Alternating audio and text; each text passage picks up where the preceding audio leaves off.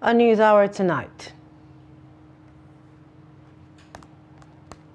Many fear dead in fresh suspected herdsman attack on Benue community. Army chief urges new recruits to be battle ready against terrorists. Gombe palm sec, 4 others die from electrocution. And a foreign scene death toll in South African floods rises to 86. Good evening and welcome to News Hour on Trust TV. I am Chiamaka Mwafo. We go to Benue State, where a yet-to-be-identified number of people are feared dead following another attack by suspected herdsmen in the community. Reports say the suspected herdsmen on Friday attacked Yelwata, a Benue border town with Nasarawa State.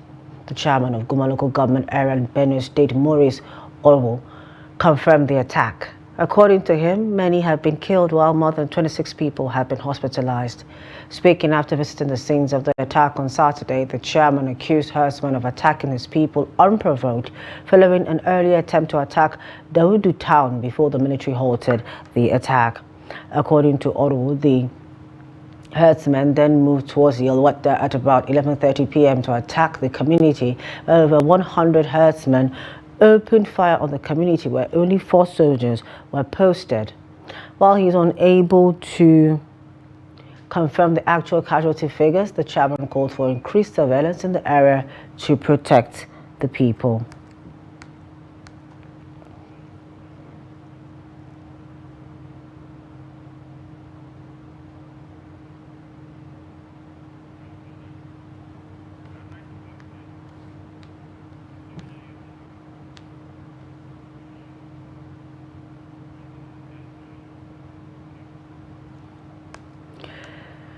The Chief of Army Staff General Olufemi Oluyede says no fewer than 6,195 new soldiers have been injected into the army to help in the fight against terrorism. General Oluyede stated this during the passing out parade of the soldiers after 6 months of intensive military training at the Depot Nigerian Army Zaria this Saturday. Here's more in this report. Lieutenant General Olufemi Oluyede, Nigeria's Chief of Army Staff, who was also the reviewing officer at the 88 regular recruit intake passing out parade in Zaria, tasked the new soldiers to exhibit courage and professionalism in the face of adversity. He restated the commitment of Nigerian Army toward ensuring that soldiers have the necessary tools to execute their task smoothly. The challenges we are facing in the field. So I'm very happy today that we are passed out on that set of soldiers. And I believe in the training they got here, they're going to do well in the field. So we're hoping to deploy them as soon as possible. And we expect that with their deployment, we'll have some better secured theaters. He added that welfare remained his topmost priority as espoused in his command philosophy. The Chief of Army Staff stated that the duties of Nigerian Army have traditionally extended beyond the national borders because the Army had played significant role in ensuring peace and security in the West African sub-region, the African continent, and other parts of the world. He therefore stated that the new soldiers have become stakeholders to the noble mandate and are now part of an age-long tradition in the midst of a long line of brave men and women that are ready to give their best to upholding this mandate. Lieutenant General Oluyede tasked the new soldiers to take their rightful place in the profession and be aware that they will form part of the nation's solution to the challenges of terrorism and insurgency. I'm sure you listened to my address to them, where I charged them to be disciplined, resilient, purposeful, and that they need to know that they are soldiers. And when I was rounding up, I made them to realize that the field is actually challenging, but very adventurous. So we expect to be there in the field, and we expect them to do their very best. He advised them to reflect their training wherever they are deployed to and exhibit a high sense of discipline, professionalism, and perseverance to enable them succeed. The Chief of Army Staff further tasked the new soldiers to express the core values of Nigerian Army, such as trustworthy and commitment to excellence, determination, and selfless service. From Zaria, I am Abubakar Sadiq Mohammed reporting for Trust TV News. We go to Gombe State, where electrical surge in the Tudunwadan Pantami area of Gombe metropolis on Saturday morning claimed the lives of 5 people and left 13 others injured, according to the Gombe State Police Command. The state's permanent secretary, Special Duties and Regional Coordination, Abdullahi Kulani, was among those 5 reportedly affected by the electrocution. The incident, which authorities said was caused by a voltage surge from a nearby transformer, occurred just after dawn and caught residents unawares. Confirming the incident, the spokesperson of the Gombe State Police Command, DSP Buhari Abdullahi, said officers from the Low Coast Divisional Police Headquarters swiftly responded to the distress call. According to police, the deceased have been deposited in 3 different morgues, while the injured victims are currently receiving treatment at several health facilities across the state.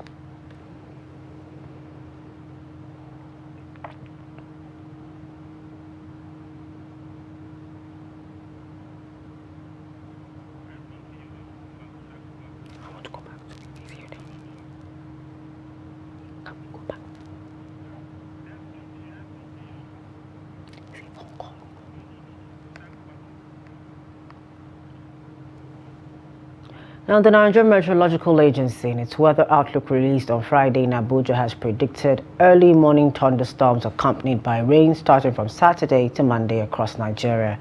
Early morning thunderstorms are expected over parts of Taraba, Kebbi, Zamfara, Kaduna, and Adamawa states in the northern region. Thunderstorms with rain are anticipated over parts of Kebbi, Taraba, Zamfara, Borno, Kaduna, Sokoto, Gombe, and Bauchi states later in the day. NIMET predicted thunderstorms with rain over parts of Taraba, Adamawa, Kano, Katsina, Kebbi, Zamfara, Gombe, Kaduna, and Bauchi states later in the day. In the north central region, the agency forecast patches of clouds with sunshine intervals, along with prospects of thunderstorms and rain over parts of the Federal Capital Territory, Nasarawa, Benue, Kogi, and Niger states.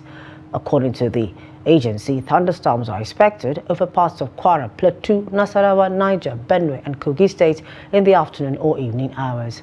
It warned the public to take adequate precautions, as strong winds may precede the rains in areas where thunderstorms are likely to occur.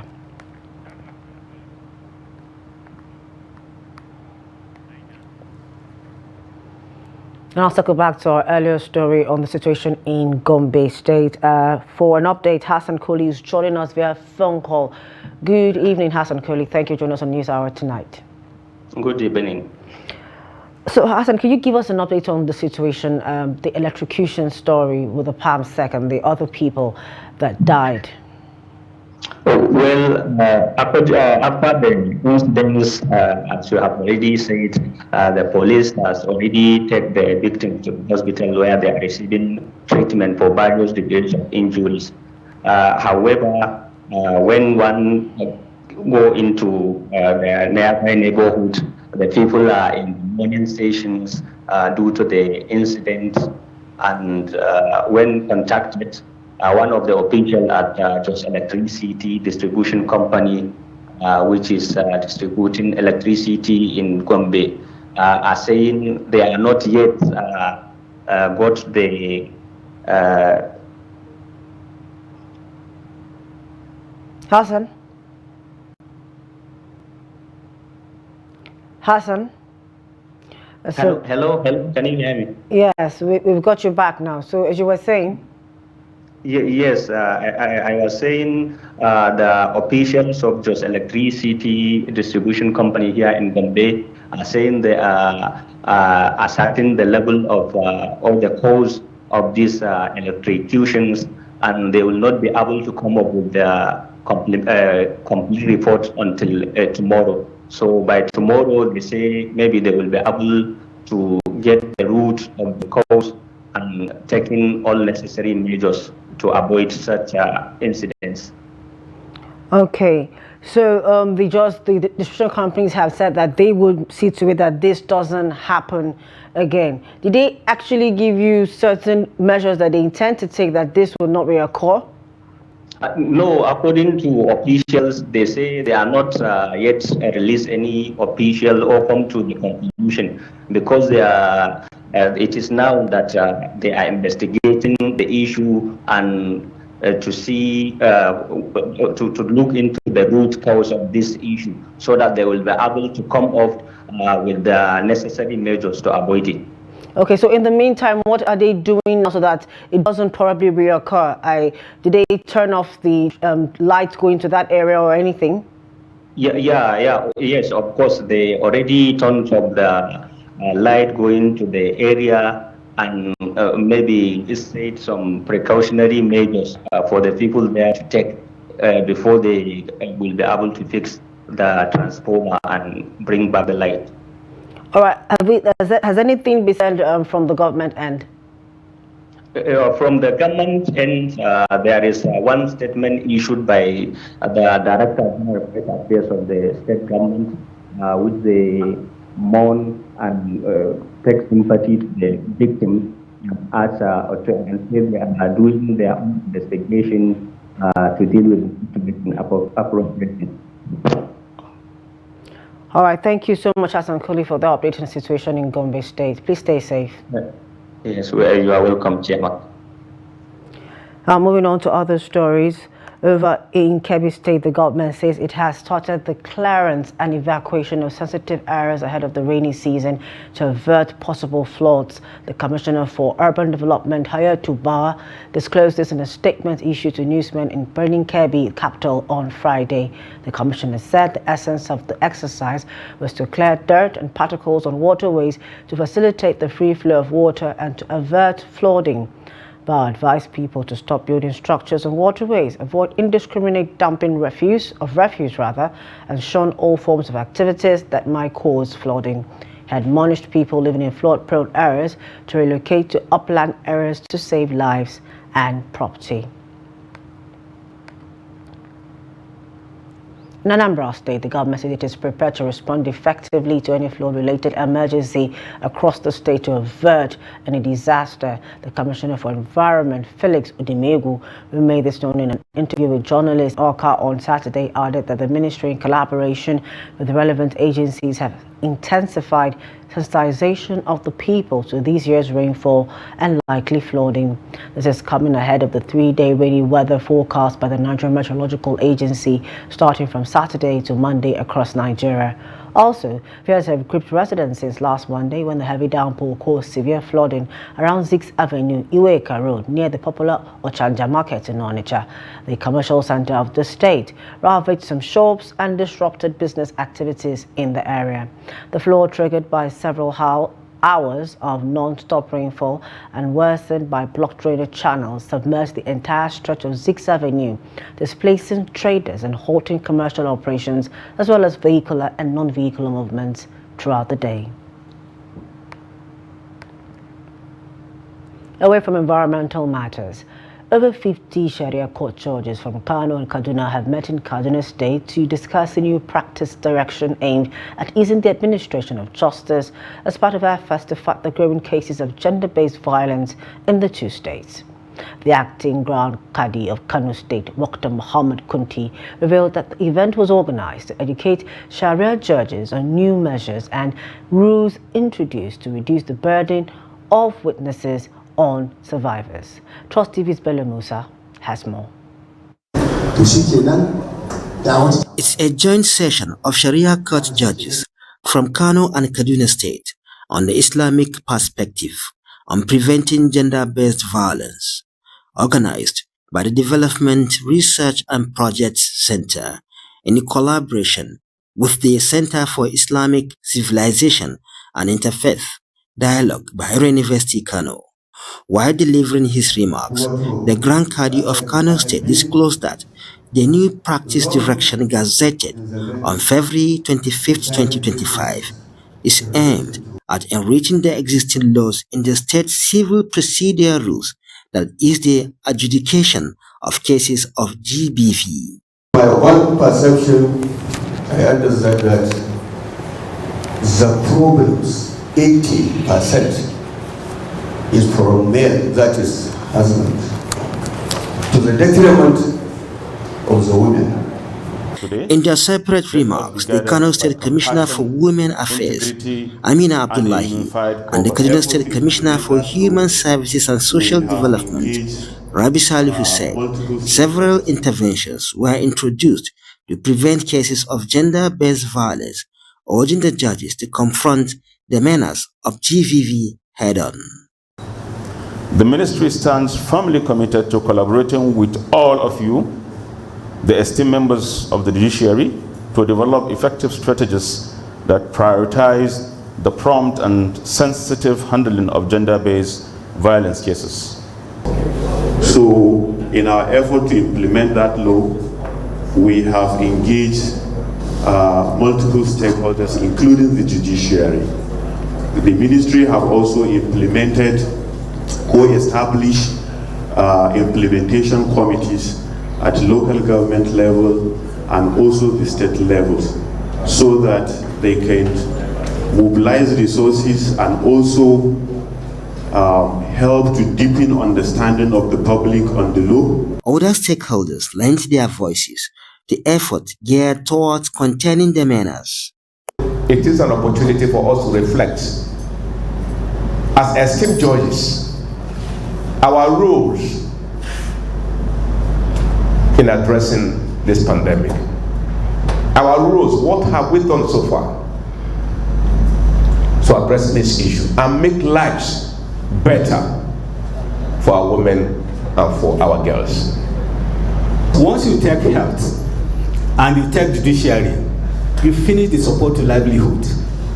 And in life, once you have good health and you have better judgment, I assure you that is a better sign for a healthy community. Some of the participants also expressed their readiness to combat gender-based violence through their work as Sharia court judges. In Kano, we have recorded notable progress. This is largely due to the introduction of a new law by our Grand Kadi, known as the Practice Direction, aimed at ensuring the swift and efficient delivery of judgment, particularly in cases affecting women.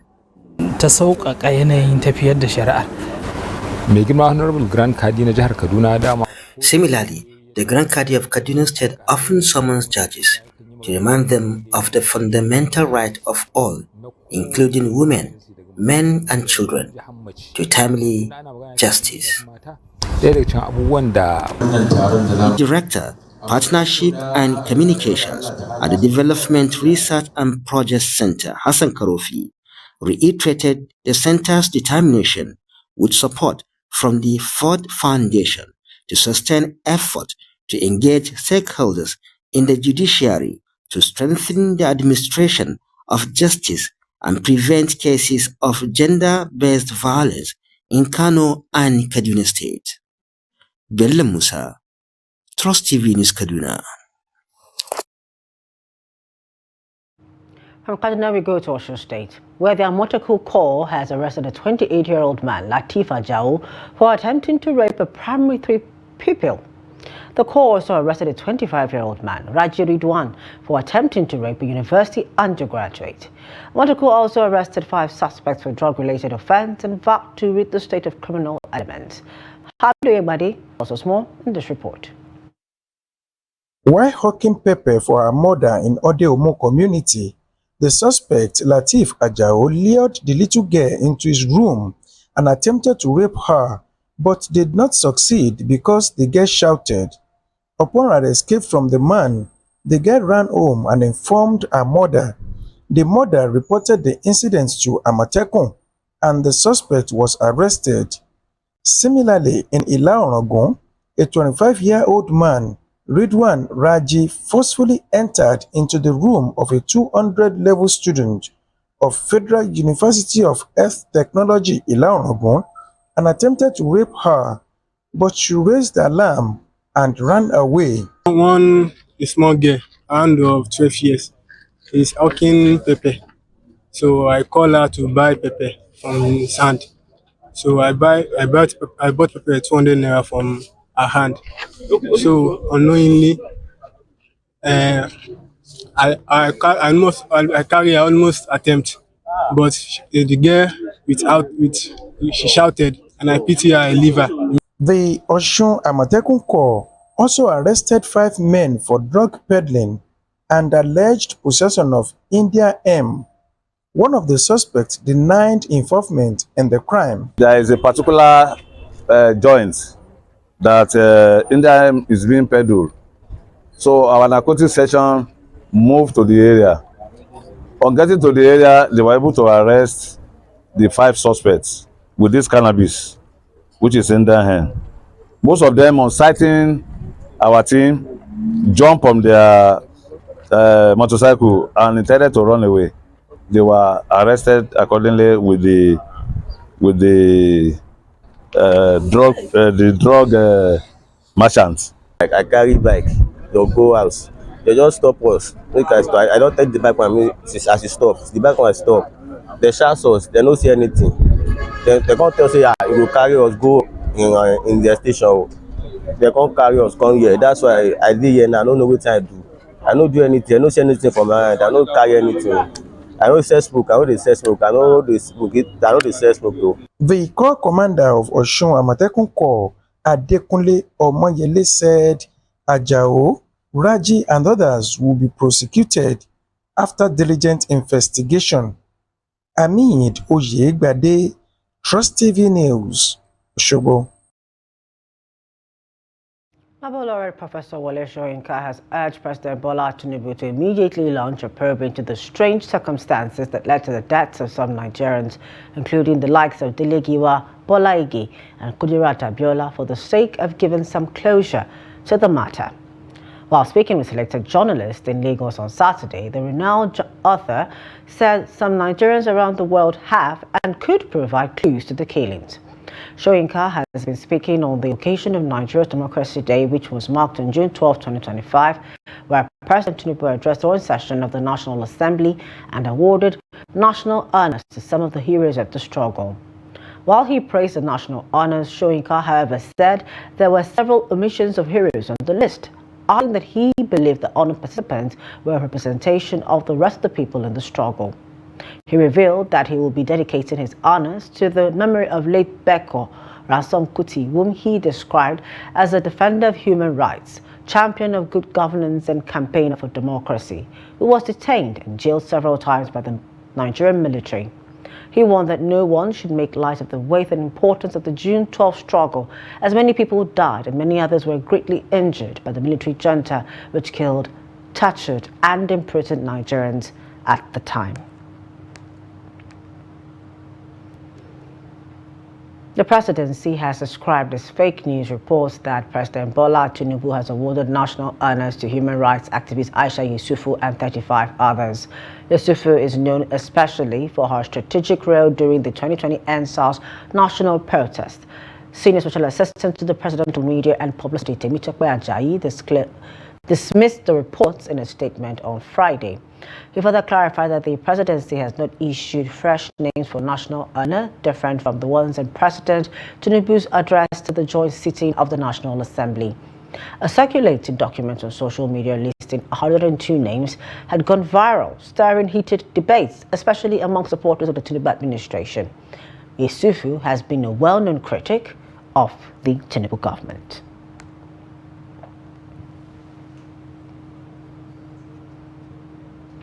You're on to News Hour on Trust TV. Still to come. Perhaps someone Edun Kaderso over audit infractions, Fiscal Act breach. When we return, please stay with us.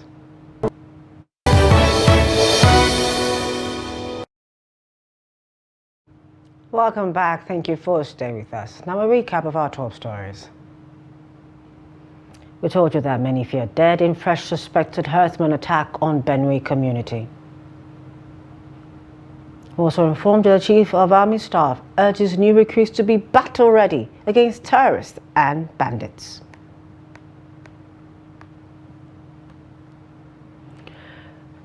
We're going to circle back to our first story in the situation in Benue, and we have Emmanuel Akuma joining us from Benue State to give us an update on this situation. Good evening. Thank you for joining us on News Hour tonight.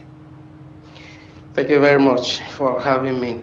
Emmanuel, our story reads an unidentified, or rather an unknown number of people. Can you put a figure to the number of people that have been killed or died so far from that attack? Okay, yeah, like you rightly said, there were attacks on Yelwata community in Guma local government area of Benue State in the early hours of Saturday. And according to the reports by the police command of Benue State, they didn't mention the exact number of people that were killed in that attack. According to them, some bodies were still being recovered, but over 20-something persons sustained various degrees of injuries. And just this afternoon, the deputy governor of the state, Dr. Sam Ode, visited the area for on-the-spot assessment. And we're hoping that after his assessment, the figures will come out. But after his assessment, he didn't mention the exact number of persons that were killed. But according to reports we got from the members of the community, over 50 persons were killed in the attack. But like I said, from the reports, both from the police and the Benue State government, they didn't mention any figures as concerned the attacks. But members of the community are saying that over 50 persons were killed in the attack. So I think at this moment, this is what we have ready to talk about, because we're hoping that police will give us the exact number and the state government, but both of them have not come out to say this is the exact number of persons that were killed. The chairman of the local government was also on the entourage of the deputy governor who visited the area this afternoon, but himself, he didn't mention it too. So at this point, we cannot say exactly the number of persons that were killed. Okay. All right.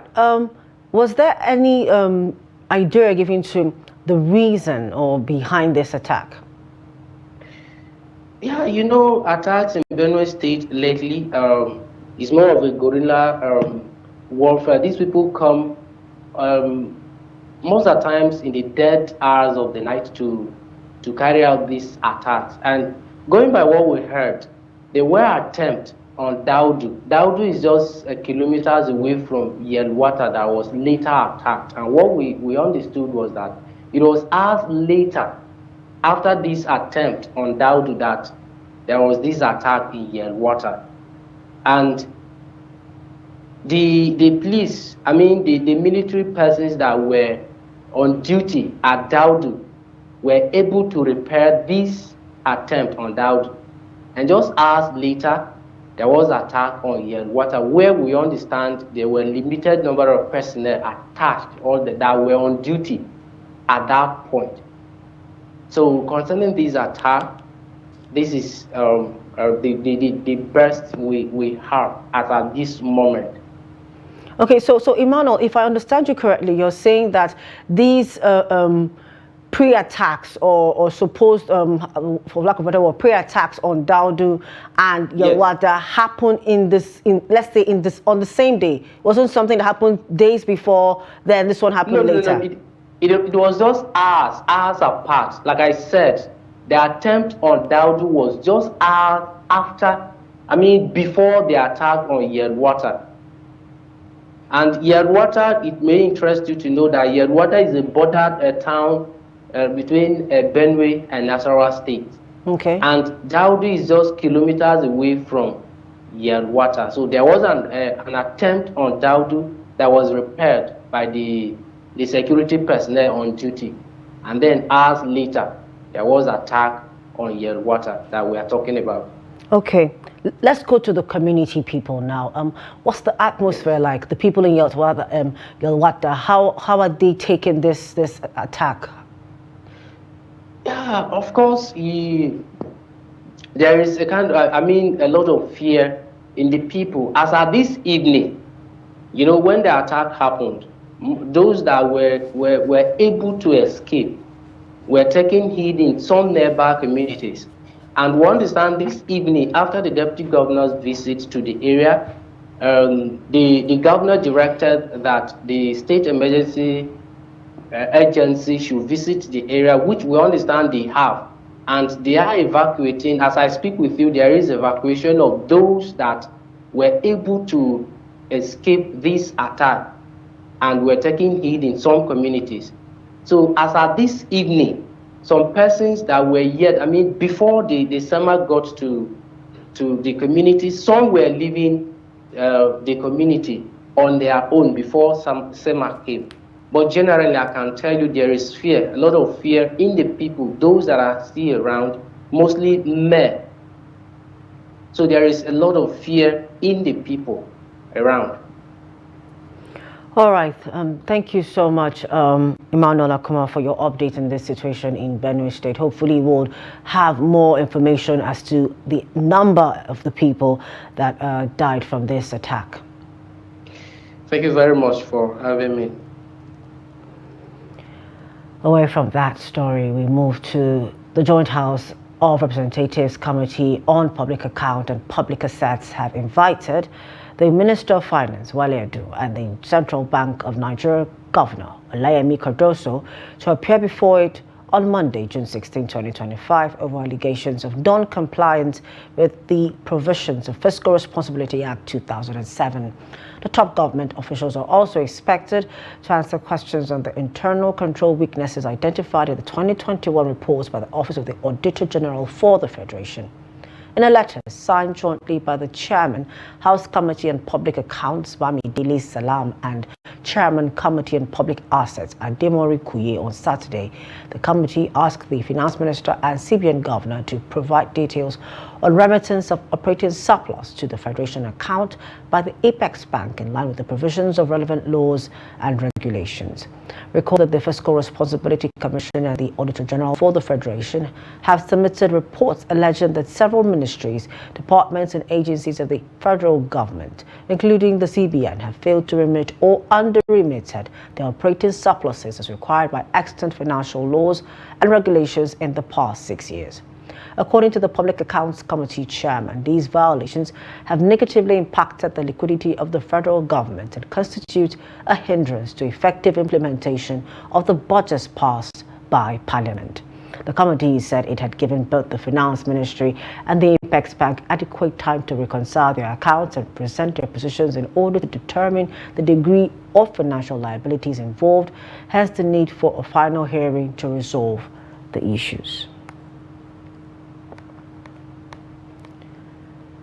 The Inspector General of Police, Kaide Ekbetokun, has approved an extension of the grace period for the enforcement of tinted glass permit to August 12, 2025. The extension comes on the heels of several concerns and feedback expressed by members of the public regarding the reactivation of the digital tinted glass permit application process. Force Public Relations Officer Olumuyiwa DJB said the extension was in line with the commitment of the police to delivering transparent, inclusive, and citizen-focused policing. He affirmed that the Nigerian police did not ignore the voices of Nigerians, adding that these voices had been instrumental in guiding ongoing reviews of the process to ensure it remains user-friendly, secure, and accessible to all. The Kaduna State Police Command says it has arrested no fewer than 182 suspects and recovered arms, ammunition, and illicit drugs in an ongoing clampdown on criminal elements across the state. The operation, according to the Police Public Relations Officer DSP Mansur Hassan, was carried out between June 19 and 13 in June 9 and 13 in multiple raids on black spots and criminal hideouts in parts of the state. I beg your pardon. In a statement, DSP Hassan said the operation ordered by the Commissioner of Police, Rabiu Muhammad, was aimed at restoring public confidence and tackling insecurity. He said the raids took place in densely populated and vulnerable areas such as Rigasa, Kaul, Tudunwada, and Sabuntasha, resulting in the recovery of 30 bags containing about 1,600 wraps of dry leaves suspected to be Indian hemp, as well as dangerous weapons.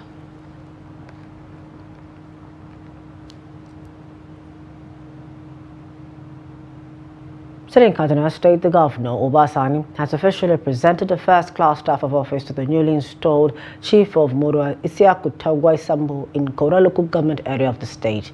Speaking at the coronation ceremony, Governor Sani described traditional rulers as critical stakeholders in governance, saying they serve as custodians of peace, drivers of grassroots mobilization, and key partners in policy implementation.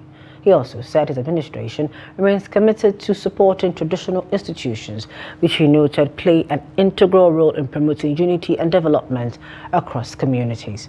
Governor Sani further called on the people of Kaduna State to live peacefully with one another, urging traditional leaders to continue guiding their subjects towards harmony, tolerance, and collective progress.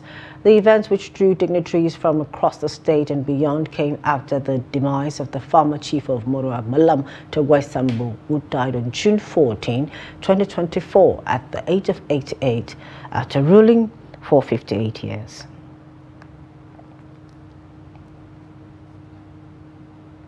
The Bauchi state government has engaged local community mobilizers and ad hoc staff to address challenges associated with non-compliance of vaccines of all kinds as part of the new strategy to combat circulating polio virus in the state. This was made known during the June 2025 campaign awareness against the disease held at Miri Primary Healthcare Centers along Jos Road in Bauchi. Trust TV's Abdul Adamu Imam has details. The polio campaign awareness was, among other things, appealed to members of various communities to accept vaccines, particularly the one against the polio virus, to complement government efforts in tackling the menace. While flagging off the campaign at Miri Village, the Primary Healthcare Board enjoined parents to always take advantage of the benefit of vaccines in order to save the lives of their children. And we allow them to do it this time around. All the people that are working in polio space, they are doing this work for the next 4 days. They ask people in that community, all of them, so that there will be acceptance of this work. And we realize that many people will engage from Bauchi, some from other places, even from just come and work in Bauchi. But the people didn't know them, the community didn't know them, so they reject our vaccinations. Meanwhile, health stakeholders from various institutions and non-governmental organizations advise community leaders to prioritize health issues. In that light, the district head of the community assured of their commitments to support the June polio campaign. Before, our people used to be compliant, but we have some handful cases whereby we got some people who are not complying to receive the vaccine. But now, since our modalities has been changed, even the workers of the immunization is being selected by us from our communities. We hope this will bridge the gap. We are very careful when it comes to health issues in our homes. We have never contracted such a disease because our husbands support us anytime we approach them during vaccinations. Because we prioritize health, nobody has ever stopped us from going to the facility to receive vaccines. Stakeholders at the campaign advocated more collaborative awareness creation to address non-compliance to vaccines among the rural populace, as well as commitment from policy makers at all levels to ending the menace. Adam Imam, Trust TV News, Bauchi. The polio. A combined team from the National Agency for the Prohibition of Trafficking in Persons, NAPTIP, and the Defense Intelligence Agency, DIA, have rescued 20 victims from a trans-border criminal syndicate operating an organized criminal network in Nigeria. According to a statement by the press officer, NAPTIP, Vincent Adekoye, the development was in a deliberate effort to combat the activities of suspected trans-border criminal syndicates operating within Nigeria and other West African countries. All victims were rescued from the Republic of Equatorial Guinea and Togo to Nigeria for various forms of labor exploitation. 3 key individuals believed to be members of the gang have been arrested in a well-coordinated operation, which was carried out in the Federal Capital Territory, Osun and Nasarawa states. Adekoya said the feat was achieved following the directive of the Director General of NAPTIP, Binta Bello, adding that the agency increased surveillance within border communities across the country in a bid to halt the activities of some suspected criminal syndicates who are believed to have infiltrated Nigeria from certain African countries. He explained that the agency also strengthened collaboration with sister law enforcement agencies and partners to nip the unwholesome activities of the criminal gangs in the bud. According to Adekoye, during interviews, the victims said they were deceived by members of the syndicate with promises of high-paying jobs in Nigeria while they processed documentation for onward journeys to different locations in Europe.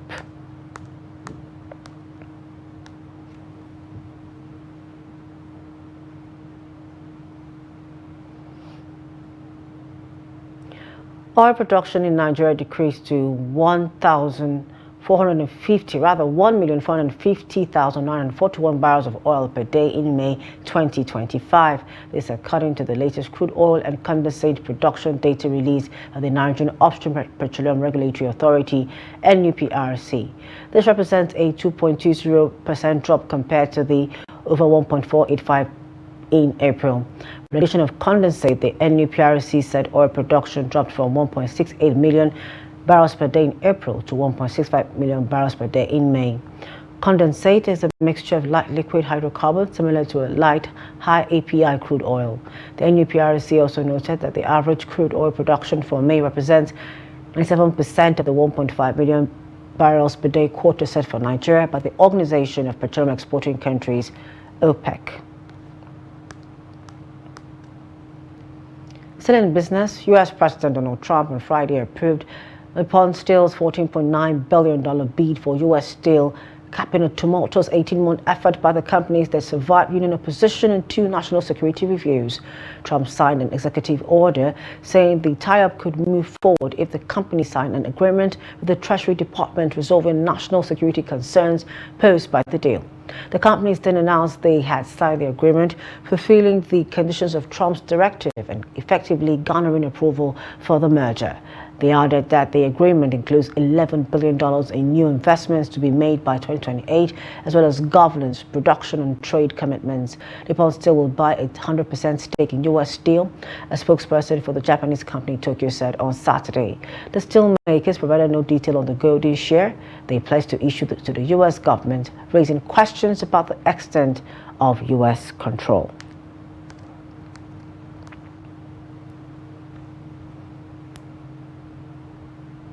The Nigerian stock market opened for 3 trading days this week as the federal government declared Monday, June 9 and Thursday, June 12, 2025 as public holidays to commemorate the 2025 Eid-el-Kabir and Democracy Day celebrations.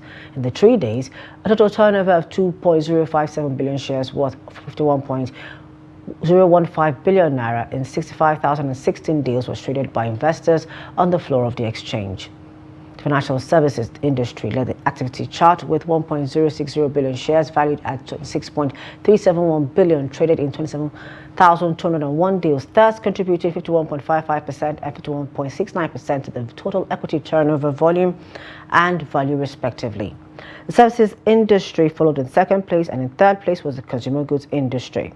The NGX All-Share Index and market capitalization appreciated by 0.71% to close the week at 115,429.54 basis points and 72.788 trillion naira respectively.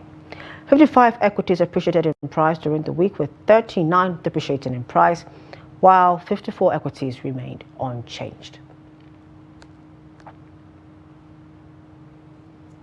Away from Nigeria, rescue teams on Saturday recovered more victims of heavy flooding that struck South Africa's Eastern Cape province earlier in the week, with the death toll rising to at least 86. President Cyril Ramaphosa visited the poverty-stricken province on Friday and said the catastrophic disaster was due to climate change. Police Minister Senzo Muchunu said on Saturday he had received news of the overall figure in the province rising to 86. Ramaphosa estimated the flood waters had reached more than 4 meters, 13 feet high, after heavy rains and strong winds battered the Eastern Cape. Thousands of houses, roads, schools, and health facilities were left caked in mud after being completely submerged in flood waters.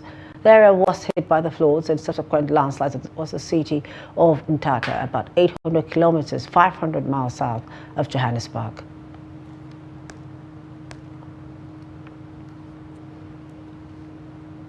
Grieving families waited on Saturday for news after one of the deadliest air disasters in decades, with the death toll rising to 279 people in the Indian passenger jet crash. The Air India Boeing 787-8 Dreamliner issued a mayday call shortly before it crashed around lunchtime on Thursday, bursting into a fireball as it hit residential buildings on Saturday. A police source said 279 bodies had been recovered from the crash site in the northern Indian city of Ahmedabad, one of the worst plane disasters of the 21st century. There was one survivor out of the 242 passengers and crew on board the jet when it crashed, leaving the tailpiece of the aircraft jetting out of a hostel for medical staff. At least 8 people were killed on the ground. Distraught relatives of passengers have been providing DNA samples in Ahmedabad, with some having to fly to India to help the process. The official casualty number will not be finalized until the slow process of DNA identification is completed.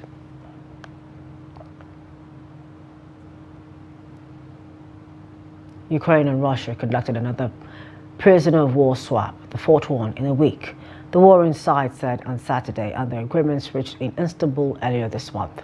Kyiv also said it had received another batch of 1,200 unidentified bodies from Russia, which it said Russia claimed belonged to Ukrainian citizens, including military personnel, as part of the Istanbul agreements as well. Ukraine did not say whether it returned any bodies to Russia. Photos published by Zelensky on Telegram showed men of various ages, mostly with shaved heads, wearing camouflage and draped in Ukrainian flags. Some were injured, others disembarked from buses and hugged those welcoming them, or were seen calling someone by phone, sometimes covering their face or smiling. The exchange came as Russia repeatedly rejected ceasefire calls and intensified its offensive along the front line, and especially in the northeastern Sumy region, where it seeks to protect its Crimea region, previously partly occupied by Ukraine.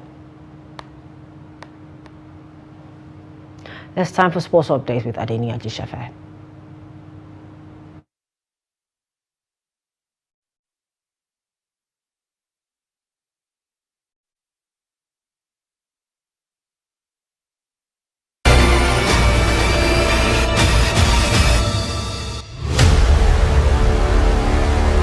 Al Ahly Tripoli of Libya beat Petro di Luanda of Angola to win 2025 Basketball African League Season 5, edging defending champion Petro di Luanda 88-67 in the final in Pretoria, South Africa. Assem Mare, BAL final MVP, led the charge with 22 points, 19 rebounds, 3 assists and 2 blocks. Fabian White, 18 points, 9 rebounds, 2 steals and 2 blocks as John Boise added 12 points, while Jalen Adams and Mohamed Saad each scored 11 points. Abubakar Garkro led with 12 points for Petro di Luanda, followed by Patrick Gardner and Childe Dundao with 11 apiece, while Rigoberto Mendoza added 10. Nigeria D Tigers guard Kaleba Gada scored 10 points, 3 steals, 4 assists, 2 rebounds, and 1 block, helping Al Ahly Tripoli secure their first BAL title. Agada and teammate Emmanuel Onoja become the third and fourth Nigerian players to lift the PL trophy, joining Michael Fakwade and Chinemelu Elono, who won it with Zamalek in Season 1, as Fakwade remains the only Nigerian to win the BL twice, once with Zamalek in Season 1 and with Al Ahly in Season 3. And in athletics, Nathaniel Ezekiel delivered another stunning performance at National Amadou Diaba for the 7.23 seconds. Meanwhile, energetic performance from another Nigerian has Samuel Ogazi, who light up the day in the 400-meter race, clocking 44.84 seconds to hit gold to improve on his silver from 2024. Ogazi is the first Nigerian since Clement Chukwu in 1999 to win the men's NCAA 400 meters title, finishing as the only finalist under 45 seconds. That's Sport News. I'm Adeni Ajishafe.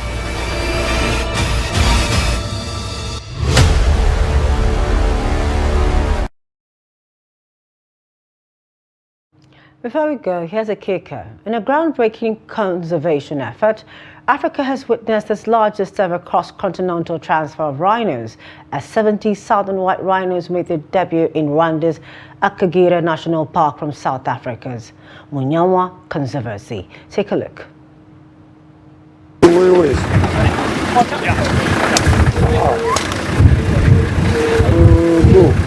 This one's a bit big for this, but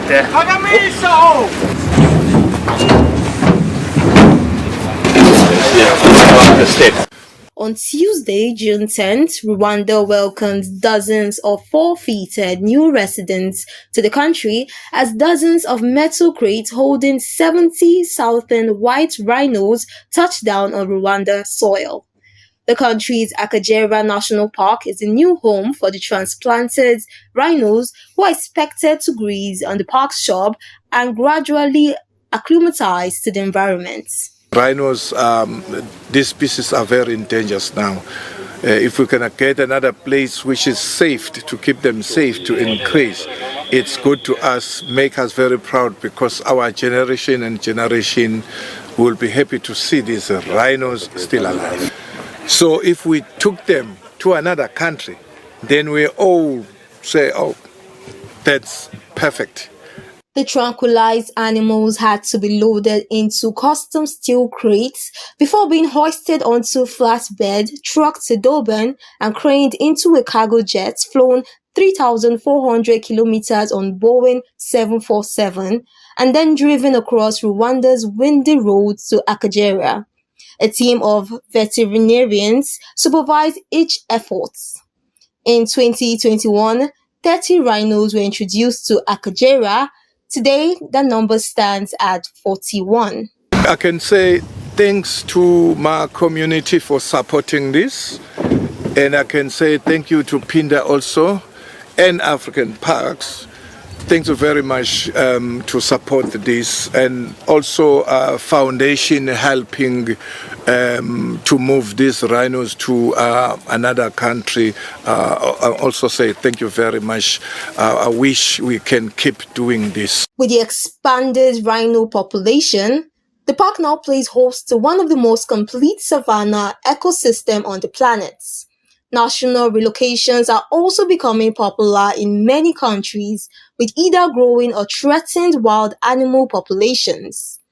African Parks manages 23 protected areas in 13 countries, covering over 20 million acres in Angola, Benin, Central African Republic, Chad, the Democratic Republic of Congo, Ethiopia, Malawi, Mozambique, the Republic of Congo, South Sudan, Rwanda, Zambia, and Zimbabwe.